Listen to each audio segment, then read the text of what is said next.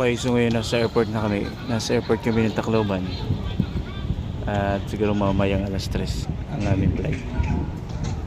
So, dito muna kami sa waiting area. Ayan. Busy ang aking partner.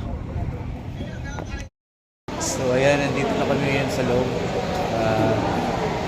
Chichikin ako. Kasama ko sa Pastor Franz. Right, so nasa loob na kami ng airport terminal. Pastor Franz, punong abala.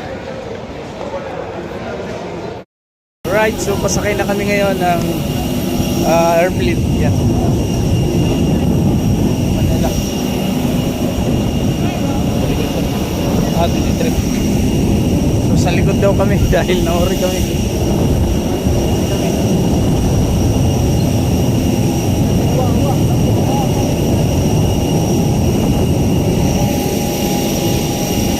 Okay lang pala tayo magpauli dahil ulit talaga tayo.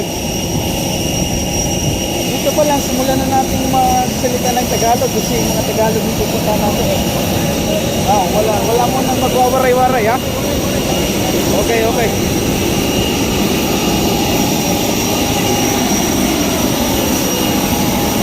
Alright, sakay na kami. So, bye-bye. Alright, so nandito na kami ngayon sa airplane.